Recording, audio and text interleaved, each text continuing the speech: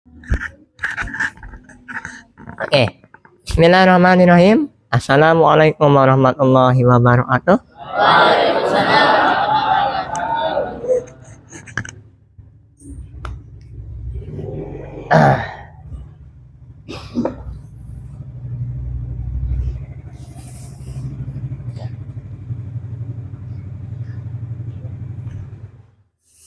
Ulangi ya, kali lagi. Bismillahirrahmanirrahim. Assalamualaikum warahmatullahi wabarakatuh. Waalaikumsalam warahmatullahi wabarakatuh. Alhamdulillahirabbil alamin. Wassalatu wassalamu ala asrofil anbiya'i wal mursalin sayyidina wa maulana Muhammadin wa ala alihi wa sahbihi ajma'in. Allahumma sholli ala sayyidina Muhammad wa ala ali sayyidina Muhammad.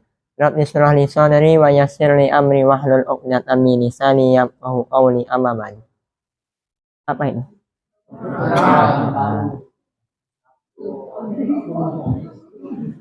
Senang? Tapi ini ya, lalu diingat adik-adik. Saya tidak mau menjadi orang yang menyesatkan atau bagaimana.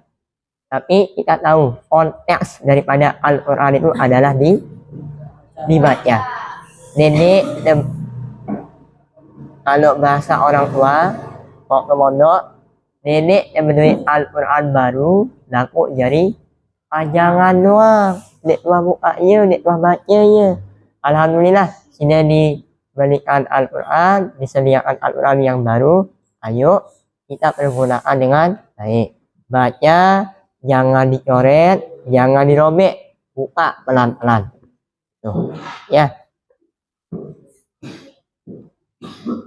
Ada wudhu enggak kira-kira? Oke, adik-adik, sebelum itu nanti kalau nih mic yang hijau ini mati lampunya, kasih tahu saya. Oke. Malam hari ini ada beberapa hal yang ingin saya sampaikan kepada kita semua yang kaitannya dengan yang tadi sore. Soalnya tidak ada yang datang. Berarti semuanya pelakunya dong. Nah mungkin sih ya. Tidak. Adik-adik, ketika saya mengatakan bahwa ketika tidak ada yang mau mengaku sore tadi, kemudian malamnya kita evaluasi semuanya, maka saya rasa itu tidak adil. Kalau tidak ada yang salah, kemudian dia juga ikut dihukum. Yang salah hanya beberapa, tapi yang jadi korban adalah semuanya. Tapi akan ada kemungkinan nanti kayaknya perlu seperti itu. Di saat itu juga pernah deh yang hafal cuma satu orang diminta ngapal nih, yang saya kejadiannya diminta ngapal, yang ngapal cuma satu orang. Ini pernah dicerita ya, pernah. Ustaz Rizman, Ustaz Lapis, salah, beliau menunggu hafalan dari kelas 3, yang kelas 2 alias Arab, tapi hanya satu yang nyetor. Akhirnya semuanya selain yang itu dipukul. Ketua IS-nya ayahnya dapat dia, ayahnya sama wakilnya. Nah Sulmi ingat saya dapat dia.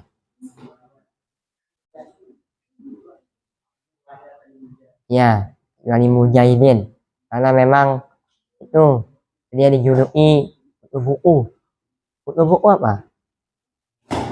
Yang rajin baca, bukan kutu kepala ya.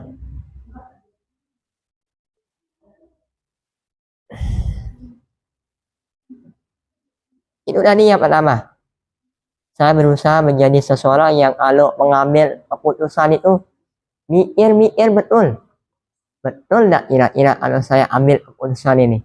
Kalau saya pukul semua anak-anak ini nanti dengan kejadian waktu itu. Pernah. Tapi ini salah, ya salah. Dia yang keluar tanpa izin siang hari. Dan di saat itu ada imol adik-adik. Pernah saya cerita kalian. Saya udah bilang jangan ada yang keluar. Tapi nyatanya apa? Tetap keluar. Ada yang si kecil yang bangkat. Bukan bangkat ya. Bantek. Reza, dari sudut kamar mandi yang di sini tuh, tangannya datang dari luar. Tangan siapa? Tahu-taunya si anak itu, tuyul itu. Terus ada juga kemarin anak mana itu? Dia pindahan halaman main, kalau nggak salah. Polos. Oh, polos, bukannya polos. Tapi di belakang, wah, gitulah kira-kira. Bapaknya tentara, kalau nggak salah. Anaknya dipukul. Loh, kok Ustadz anak saya dipukul? Kok begini pondok ini? Katanya tiap malam dipukul kalau nggak ngapal. Padahal yang mukul waktu itu saya. Saya minta maaf ke bapaknya. Dia yang mukul Pak, yang minta maaf. Yang dibawa ISPPH angkatan 29. Ini ya, si Habib. Akhirnya bapaknya mengatakan, kalau tetap seperti ini, saya tuntut pondok ini. Anak yang disidang sama pembina, yang ditahu masalahnya, kemudian ngelapor sama orang tua, kira-kira masalahnya itu diceritakan ya orang tuanya. Belum tentu ada yang berani cerita. Bahkan nanti, Mak, aku udah empok 15 kali si pembina bilang kelem, tersuruh loncat pondok dia kepaleng, tersuruh push up dia polak 5. Padahal push up-nya 50. Pukulnya hanya 7 kali atau 10 kali.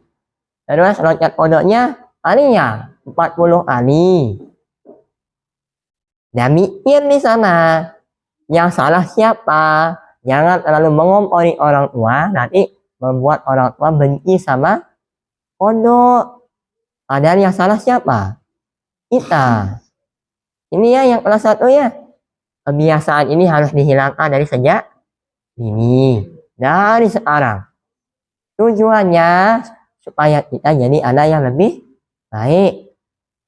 Ada yang merasa berat pondoknya?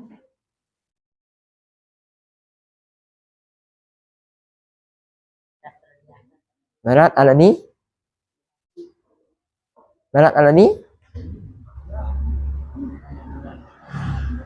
Apa? Berat kalau di? Berat kalau diangkat. Ya berat kalau diangkat pondok. Tapi yang saya maksud, dalam belajar di pondok, berat nggak kira-kira yang sini rasa? Berat? Pertanyaan sebelumnya, mau yang pahit dulu baru manis atau manis dulu baru pahit? Adik-adik, pernah saya gambarkan. Kita punya 2 teman, nih, perhatikan yang di belakang ya. Kita punya 2 teman. Yang kanan itu dia lahir dari orang yang mampu. Lahirnya udah ada tasyakuran, terus dari kecil dibeliin mainan. Kalau minta apapun sama orang tua dikasih, besarnya dikasih HP, iPad, terus motor, lauknya apa di sana? Ayam, semur ayam, rendang, sapi, semua yang enak-enak. Sedangkan teman kita yang dari kiri ini ya, dia lahir jangankan mau syukuran, lahiran aja itu kalau ada bidan ngutang dulu sama bidan itu orang tuanya. Terus makannya untuk masa kecilnya itu, iya, nutrisinya datang dari si orang tua ibunya nih ya, atau mungkin tahu tempe lak mutu. Nah tiba-tiba dia udah besar, dia nggak dikasih HP, nggak dikasih motor, tetapi diajarkan untuk mandiri, kerja bareng sama orang tua, ngajinya, belajarnya, buku, kitab, semua disajikan waktu masih kecil. Nah tiba-tiba dia beranjak dewasa ya, yang 2 anak ini, yang si kanan itu dia pergaulannya tidak bisa dijaga. Diajak minum-minum, ayo. Kan orang tuamu kan orang kaya ya. Coba mintain kita uang sedikit aja, 200 juta buat modal slot. Ayolah. Oh iya sudah, bapak saya tuh jadi bos. Apa yang dibawa? Profesi orang tua untuk pekerjaan yang baik atau yang buruk? Buruk. Sedangkan yang ini, yang si iri, dek, coba ajarin adiknya ngaji. Apa yang sini tahu tentang huruf hijaiyah, ajarin dia. Akhirnya apa? Masyarakat ngelihat yang dia tidak mampu, orang tuanya dipanggillah jadi guru ngaji. Akhirnya dibiaya dia, dikasih uang. Uangnya ditabung buat jadi bekalnya dan juga untuk menuntut ilmu sembari membantu kedua orang tua.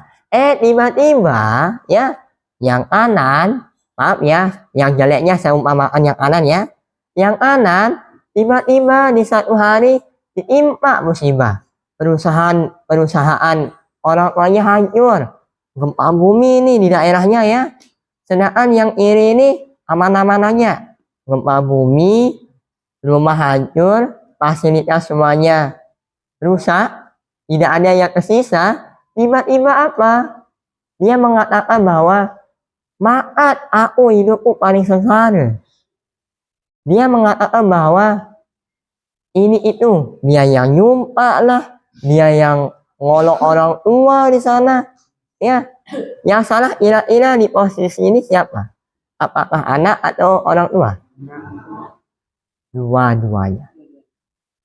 Kok bisa orang tua itu harus menjadi contoh? Contohnya bagaimana? Yang baik.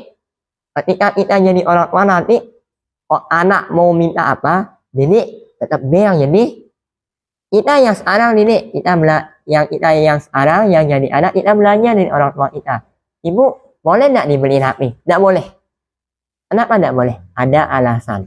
Alasannya apa? Di zaman sekarang, manusia dikendalikan oleh teknologi.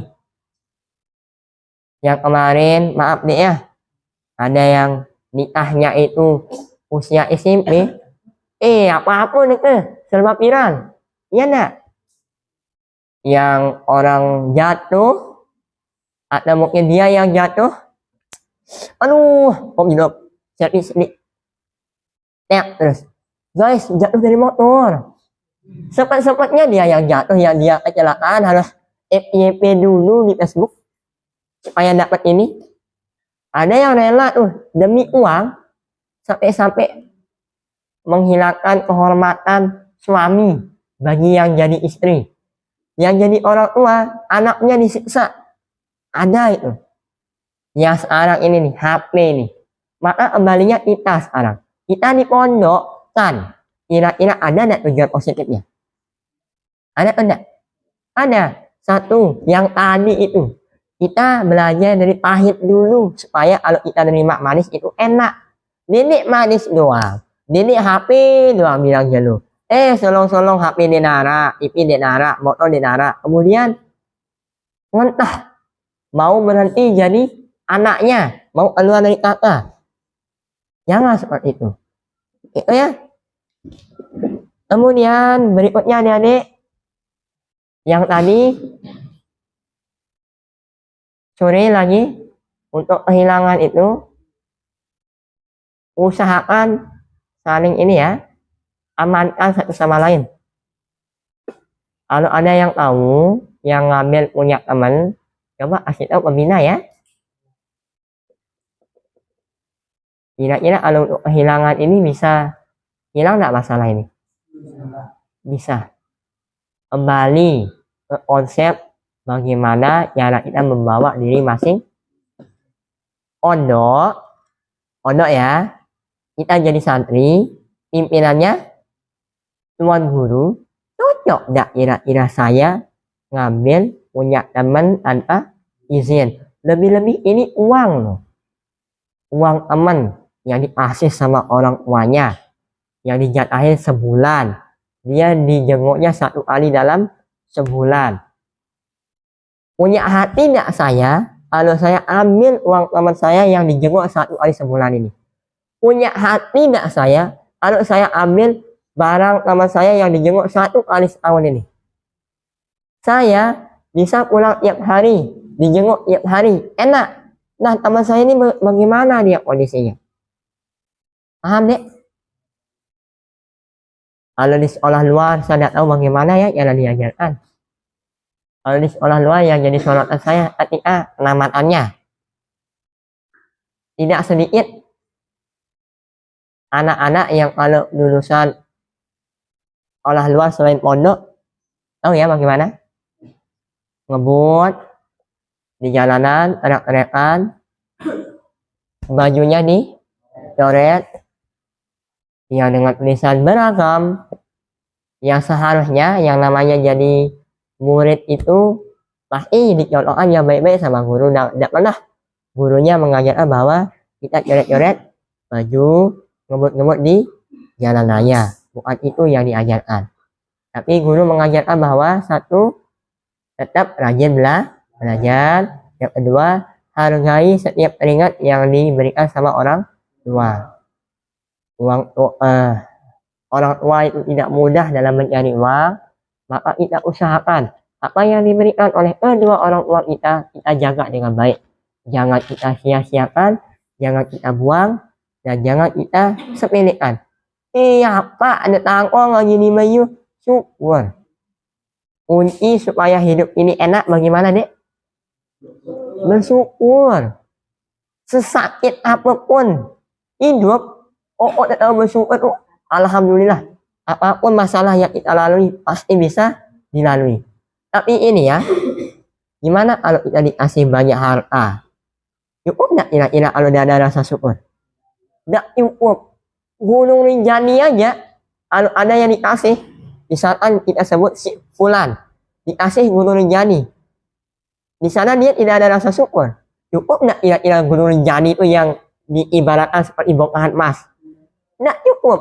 Tapi bagi kita yang diajarkan dengan rasa syukur, berkecukupan, di pondok lebih-lebih, dikasih lauk tempe, tahu tempe aja, itu udah alhamdulillah enak. Dikasih ayam goreng, kira-kira lebih enak lagi? Pasti. Dikasih pizza bagaimana? Oh enak. Dari sakit jadi sehat, ya. Dari pahit jadi manis. Itu dia. Ini pesan terakhir.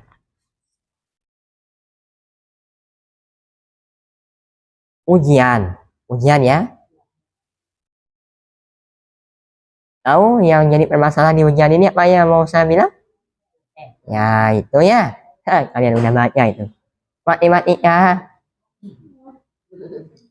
Kalau yang ini saya tidak bisa katakan tidak ada yang nyontek ini. Pasti ada aja. Tapi adik-adik, tadi pagi saya sudah ketemu sama Ustadz Buzani. Beliau berpesan, kalau 3 hal ini kita lakukan, maka insya Allah akan permudah semua kegiatan kita. 1, doa. 2, usaha. 3, ikhtiar.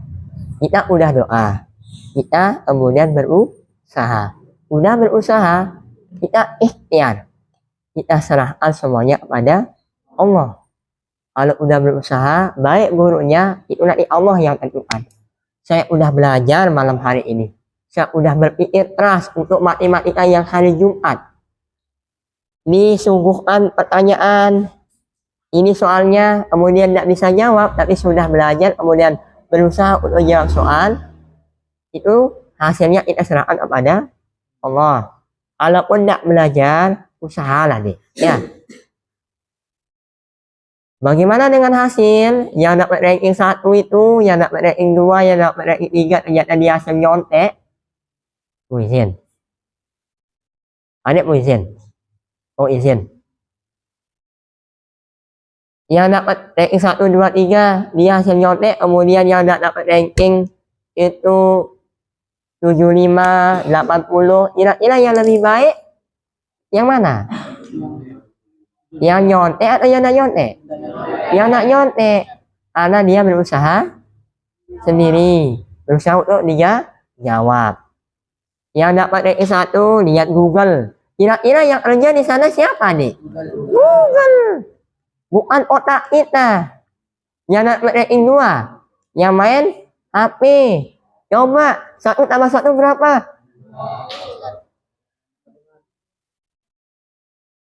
Kok bisa 1 tambah 1 dicari di Google? Kalau 1 SMP. Nah, mungkin lah ya. Itu tuh masalah ujiannya. Ujian pelajaran itu dia bersifat sementara. Yang panjang itu adalah ujian hidup. Ujian hidup yang beragam, mulai dari bagaimana cara kita mengatur waktu, kemudian dan yang lain. Banyak ya. Yang terakhir. Ini pesan penting nih. Tadi sore, enggak, yang tadi pagi saya diminta untuk nulis itu ya, kritik dan saran.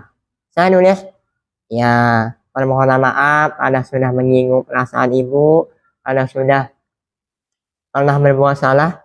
Nah, tahu nih, di surat itu saya tulis di dalam salah satu lagu perjuangan Pondok Tiang Ibu, liriknya itu mengatakan hal ini. Apa yang bagian itu? Memilih guru. Bukan. Op. Jauh makmiroh itu. Putus barokah, hilang semua muruah, walau ulama sedunia milik persoalan. Saya mau katakan kepada ibu bahwa yang tidak ingin hubungan antara tiang dengan ibu itu sampai putus. Barokah yang tidak dapat, akhirnya jadi sia-sia belajarnya. Begitu adik-adik, kita belajar di pondok ini supaya diajarkan bagaimana jadi anak yang punya adab yang akan mendatangkan kebarokahan. Barokah itu lebih utama, lebih baik ketimbang kita mengusahakan sesuatu yang dia hasilnya bagus, tetapi kurang baik. Belajar baik enggak belajar? Baik. Tapi caranya dulu. Duduk ketika dijelaskan bagaimana cara duduknya. Mendengarkan enggak kira-kira? Memperhatikan enggak kira-kira? Begitulah kurang lebihnya. Itu saja adik-adik. Ya. Yang tidak bisa membuat konsep berbicara itu masalah hari ini, betul. Saya ungkit kembali ya. Yang keluar tidak pakai baju. Katanya hari ini ada 2 orang yang saling menuduh. Kemudian dia diajak masuk ke dalam. Adik-adik. Ini mas.